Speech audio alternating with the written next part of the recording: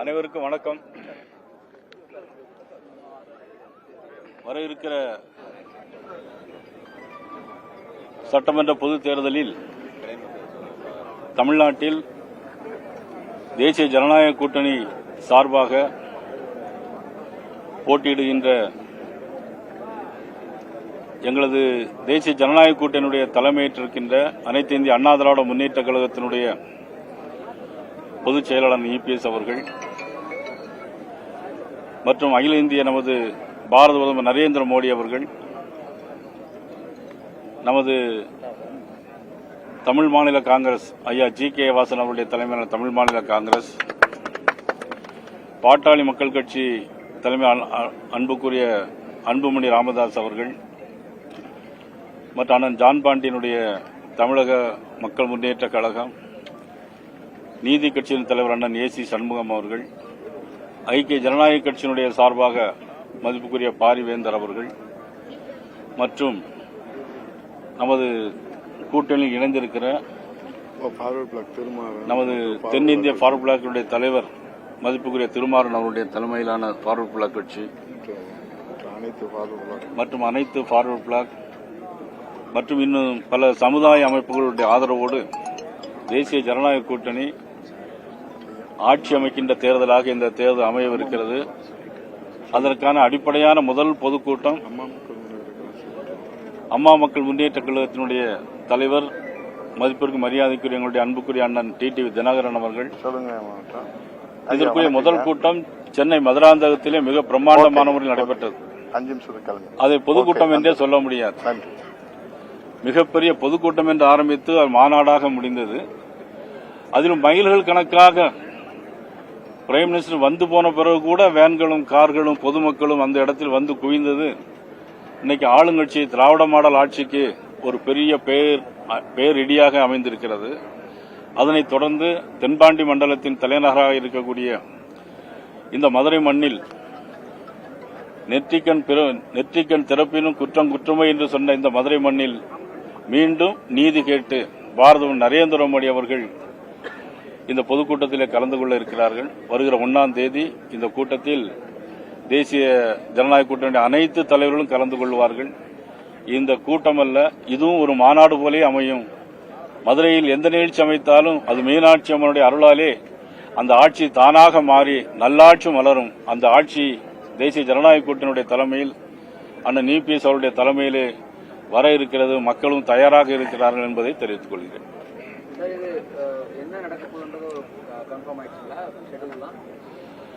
ஆமா, அதாவது இது பொதுக்கூட்டமா மாநாடாங்கிறது மக்கள் தீர்மானிப்பாங்க. ஆனா ஒருவேளை ஒரு அரசு நிகழ்ச்சி கூட அதுல இருக்கலாம். நீங்க என்ன ஏம் பண்றீங்களோ அது இருக்கும். தேசிய ஜனநாயக கூட்டணி ஒரு கூட்டணியாகவே வடிவம் பெறல அப்படின்னு அதாவது இப்ப நாங்க உறுதியா இருக்கோம்.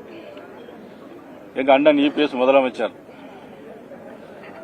பாரதிய ஜனதா கட்சி, சரியா, தமிழ் மாநில காங்கிரஸ், அம்மா மக்கள் முன்னேற்ற கழகம், தென்னிந்திய ஃபார்வர்ட் பிளாக் தம்பி திருமாறன், நீதி கட்சி, பாட்டாளி மக்கள் கட்சி, ஐக்கிய முன்னணி கழகம்,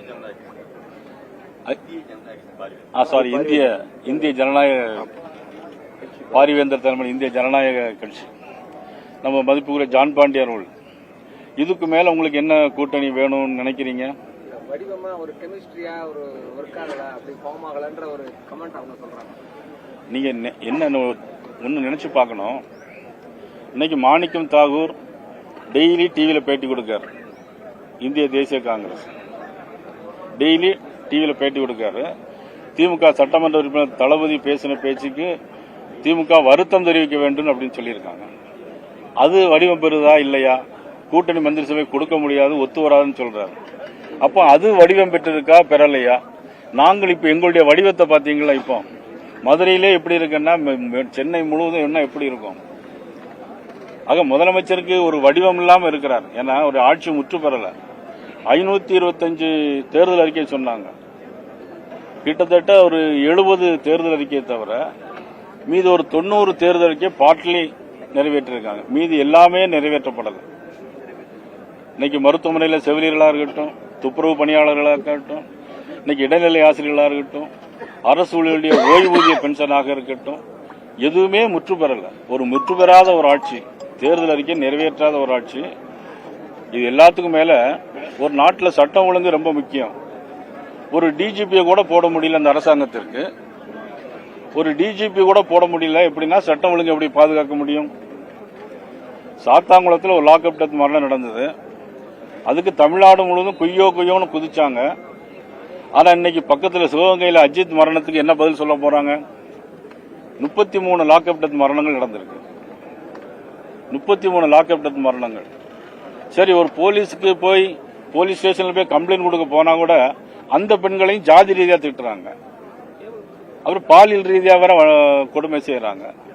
ஒரு போலீஸ்காரரே ஒரு காவல்துறை பெண் அதிகாரி டீஸ் பண்றது, பாலியல் வன்கொடுமை பண்றதும் யாருடைய ஆட்சி நடக்கு? இங்கதான் நடக்கு. சரி, பள்ளிக்கூடத்துக்கு போறா எல்லாரும் புஸ்தகத்தை தூக்கிட்டு போவாங்க, இங்க கஞ்சாவை தூக்கிட்டு போறாங்க, பீர் பாட்டில தூக்கிட்டு போறாங்க. டாஸ்மாக் கடையை குறைப்போம்னு சொன்னாங்க, படிப்படியா குறைப்போம்னு சொன்னாங்க. நம்ம அன்புக்குரிய சகோதரி கனிமொழி அவர்கள் கூட சொன்னாங்க, எல்லாம் நம்ம குடிச்சிட்டு எல்லாம் வீணா போறாங்க, இறந்து போறாங்க அப்படின்னு ரொம்ப வருத்தப்பட்டாங்க. ஆனா இன்னைக்கு மதிப்புக்குரிய சகோதரி கனிமொழி என்ன சொல்றாங்கன்னே தெரியல. அவங்களும் இன்னைக்கு ராகுல் காந்தியை போய் காம்ப்ரமைஸ் பண்றாங்க. அப்ப எதுக்கு? எந்த கூட்டணி ஒத்து வரல? எது வடிவம் பெறல? காங்கிரஸ் கட்சி திமுக இருக்குமா இருக்காதாங்கிறது கேள்விக்குறியா இருக்கு. இன்றைக்கு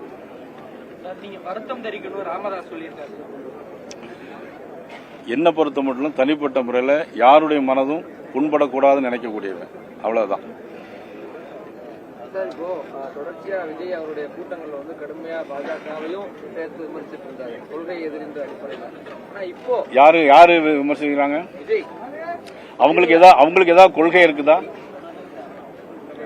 அவங்களுக்கு இருக்க கொள்கையை பதில் ஒரு புஸ்தகம் போட்டு இது எங்களுடைய கொள்கை, இந்த கொள்கைக்கு மாறானது பாரதிய ஜனதா கட்சி அப்படின்னு சொன்னா பரவாயில்ல. கொள்கைன்னு மட்டும் வெறும் பேப்பர்ல மட்டும் எழுதி வச்சிருந்தா எப்படி அதை ஒத்துக்கொள்ள முடியும்? தமிழக முதல்வர் தமிழக அணிக்கா டெல்லி அணிக்கா அந்த போட்டின்ற மாதிரி தான் இருக்கும் வரக்கூடிய சட்டமன்ற தேர்தல் சொல்றாரு. அது எப்படி? சட்டமன்ற தேர்தல் தமிழ்நாட்டில் நடைபெறுது. இது தமிழ்நாட்டில் நடைபெறுது. யார் நல்ல முதல்வராக ஆட்சி செஞ்சார்? ஆனால் இபிஎஸ் அவர்கள் கடந்த 5 வருஷத்துல எப்படி ஆட்சி பண்ணார்? இப்ப நம்மளுடைய முதலமைச்சர் இன்னைக்கு ஸ்டாலின் தான் எங்களுக்கும் முதலமைச்சர், உங்களுக்கும் முதலமைச்சர் இந்த தேர்தல் வரைக்கும். அதுக்கு பிறகு அண்ணன் இபிஎஸ் முதலமைச்சர் நமக்கு. அதுல இந்த 5 வருஷத்துலயும் பாத்தீங்கன்னா என்ன கொண்டு வந்தாங்க? ஒரு மருத்துவக் கல்லூரி கொண்டு வந்தாங்களா? 11 மருத்துவக் கல்லூரி கொண்டு வந்தார் அண்ணன் இபிஎஸ் அவர். ஒரு நாடு முன்னேற சொன்னா இன்ஃப்ராஸ்ட்ரக்சர், சாலைகள் வசதி, பாலங்கள், விமான போக்குவரத்து, கடல் போக்குவரத்து, தரைவழி போக்குவரத்து, இதெல்லாம் இருந்தாதான் ஒரு நாடு முன்னேற முடியும். ஆனா இன்னைக்கு என்ன ஏற்பாடு பண்ணியிருக்கிறாங்க? அனைத்தும் செய்து மத்திய அரசு.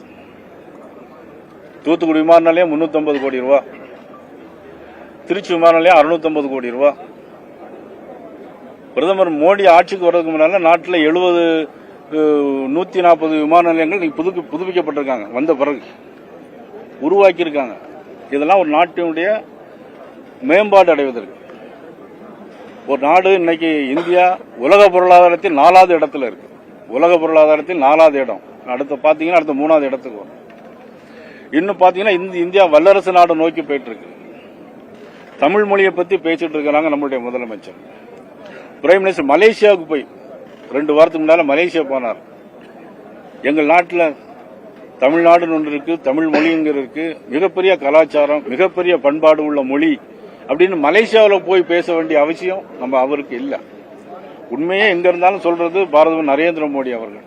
டிஎன்பிசி எக்ஸாம் வந்து ரத்து செய்யப்பட்டிருக்கு. ஆனா திமுக கூட்டணி கட்சிகள், குறிப்பா மதுரை எம்பி சு வெங்கடேசன் மத்திய அரசோட தேர்வு ரத்து செய்யப்பட்டா பொங்கி எழுதுறாரு. ஆனா டிஎன்பிசி ரத்து செய்யப்பட்ட தொடர்பா எதுவுமே பேசலையே சார். அதுதான் அவங்களுடைய கூட்டணி ஆட்சி. அதனால அவருக்கே தெரியல ரத்து பண்ணிருக்காங்களேன்னு. தெரிஞ்சாதானே கேட்பாங்க. நம்ம எம்பிக்கு தெரிஞ்சிருந்தானே கேட்பாங்க. தெரிஞ்சிருக்காதுன்னு நினைக்கிறேன். தெரிஞ்சிருந்தா கேட்பாரு. ஏன்னா அவர் கம்யூனிஸ்ட் கட்சியில் உள்ளவர், நல்ல விஷயம் அவருக்கு விஷயம் தெரிஞ்சிருக்காது. இது மட்டுமா தேர்தல் ரத்தாயிருக்கு? இன்னைக்கு 5 வருஷத்துல எவ்வளவு தேர்வுகள் ரத்தாயிருக்குது? மாணவர்களுடைய எதிர்காலம் என்னாச்சு? 5 லட்சம் பேருக்கு வேலை கொடுப்பான்னு சொன்னாங்க. இவ்வளவு 90,000 பேருக்கு தான் வேலை கொடுத்திருக்காங்க. 5 லட்சம் இளைஞர்களுக்கு வேலை கொடுப்பான்னு சொன்னாங்க. இப்ப 90,000 பேருக்கு தான் வேலை கொடுத்திருக்காங்க. என்னாச்சு? சொன்னது என்னாச்சு? காத்தோடு காத்தா போயாச்சு. மதுரை விமான நிலையத்துக்கு வந்து பல்வேறு விஷயங்கள் இது பண்ணாங்க, வச்சாங்க. அண்டர் பாஸ் சொல்லி எல்லாமே ஏற்பாடு பண்ணது அப்புறம் நின்று போச்சு. ஆனா இப்ப சர்வீஸும் ரொம்ப குறைச்சிட்டாங்க. அதுக்கு முக்கியமா மத்திய அரசு தான் காரணம் சொல்லிட்டு சொல்றாங்க. அதாவது மாமியார் உடைச்சா மண்குடம், மருமக உடைச்சா பொன்குடம். இதெல்லாம் எப்படிங்க? ஒரு விமான போக்குவரத்துல மக்கள் பயணிகள் போவதும் வருவதும் ஏற்பாடு பண்ணுவதும், அந்த விமான போக்குவரத்தினுடைய அதிகாரிகள் பொதுமக்கள் பயணிக்கணும். அதை பொறுத்தானே எல்லாமே இருக்கும். எங்க தூத்துக்குடி இன்னைக்கு 5 விமான நிலையம் வருது, 5 பிளைட் டெய்லி வருது. முந்தி 2 தான் வந்துட்டு இருந்துச்சு. மத்திய அரசு என்ஓசி கொடுத்தாச்சு. International airport Madurai. தமிழகத்துக்கு மத்திய அரசு சரியான நிதியை ஒதுக்க மாட்டேங்குது. நான் இப்ப இவ்வளவு நேரம் சொல்லிட்டு இருந்தேன். இந்த பிரைம் மினிஸ்டர் மோடி அவர்கள் வந்த பிறகு எத்தனை விமான நிலையங்கள், எத்தனை மருத்துவக் கல்லூரிகள், அதெல்லாம் நிதி தானே. நிதி இல்லாம என்ன பண்ண முடியும்? இன்னொன்னு கூட சொன்னாங்க. அதான் அண்ணன் இபிஎஸ் அவர்கள் இருக்கும்போது நீட் எக்ஸாம கொண்டு வரணும் தேர்தல் அறிக்கையில சொன்னாங்கல்ல. கொண்டு வந்தாங்களா? இதுவரைக்கும் கொண்டு வரல. நீட் எக்ஸாம் இதுவரைக்கும் கொண்டு வரல. ஆனா அதுக்கு பதில் அண்ணன் இபிஎஸ் அவர்கள் என்ன சொன்னாங்க? கிராமத்தில் உள்ள பிள்ளைகள் எங்களுக்கு மருத்துவ கல்லூரி படிக்கணும் அப்படின்னு சொல்லி அன்றைக்கு மக்கள் நல்வாழ்வுத்துறை அமைச்சராக, மத்திய மக்கள் நல்வாழ்வுத்துறை அமைச்சராக இருந்த ஜே.பி. நட்டா அவர்களிடம் பேசி 7.5% வாங்கி தந்தவர் அண்ணன் யூபிஎஸ் அவர். அதனாலதான் இன்னைக்கு சாதாரண கிராமத்தில் உள்ள பிள்ளைகளும் இன்னைக்கு மருத்துவக் கல்லூரி படிக்கிறாங்க. அது முடிச்சுட்டான். அது அப்பலே முடிச்சுட்டேன். சார், இப்போ உங்களை பத்தி கடமை விமர்சித்தார் விஜய். இப்போ அந்த சிபிஐ என்கொயரி அதுக்கப்புறம் நடந்த கூட்டங்கள்ல அவர் உங்களை பேசுறத குறைச்சிருக்காரு.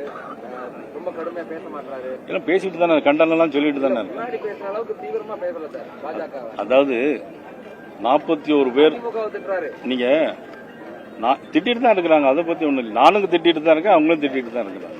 41 பேர் இறந்து போனாங்க. அதற்கு தமிழக அரசும் காரணம், மதிப்புக்குரிய விஜயும் காரணம். 12 மணிக்கு வரேன்னு சொல்லிட்டு 7 மணிக்கு வர்றாங்க. எந்த குடிக்க தண்ணி கூட ஏற்பாடு செய்யல.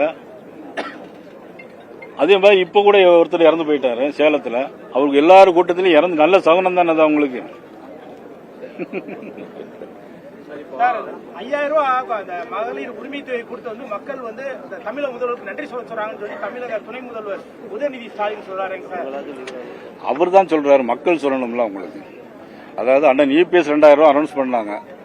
அதை காப்பி அடிச்சு இவங்க முதலமைச்சர் 2000 ரூபாய் நாங்களும் தர்றோம் அப்படின்னு கேட்டா நீதிமன்றத்துக்கு போய் தடுத்து நிப்பாட்டிடுவாங்க அப்படின்னு சொல்லிட்டு கூட 2000, கோடைகால விடுமுறை 1000.